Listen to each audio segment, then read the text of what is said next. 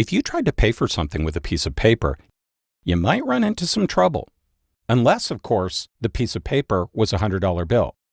But what is it that makes that bill so much more interesting and valuable than other pieces of paper? After all, there's not much you can do with it. You can't eat it.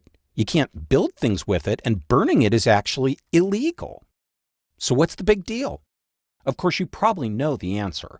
A $100 bill is printed by the government and designated as official currency, while other pieces of paper are not. But that's just what makes them legal. What makes a $100 bill valuable, on the other hand, is how many or few of them are around. Throughout history, most currency, including the US dollar, was linked to valuable commodities, and the amount of it in circulation depended on a government's gold or silver reserves.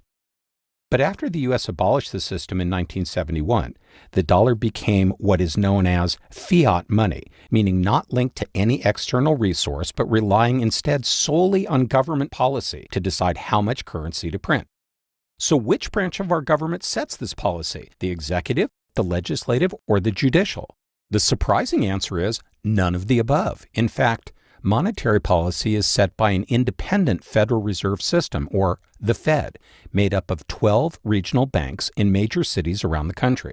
Its Board of Governors, which is appointed by the President and confirmed by the Senate, reports to Congress, and all of the Fed's profit goes into the U.S. Treasury. But to keep the Fed from being influenced by the day-to-day vicissitudes of politics, it is not under the direct control of any branch of government. So why doesn't the Fed just decide to print infinite $100 bills to make everyone happy and rich? Well, because then the bills wouldn't be worth anything. Think about the purpose of currency, which is to be exchanged for goods and services.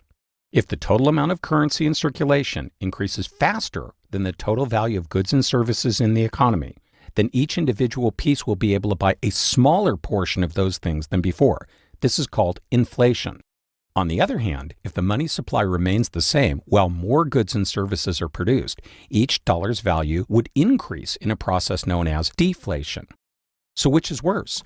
Too much inflation means that the money in your wallet today will be worth less tomorrow, making you want to spend it right away. So while this would stimulate business, it would also encourage overconsumption or hoarding commodities like food and fuel, raising their prices and leading to consumer shortages and even more inflation.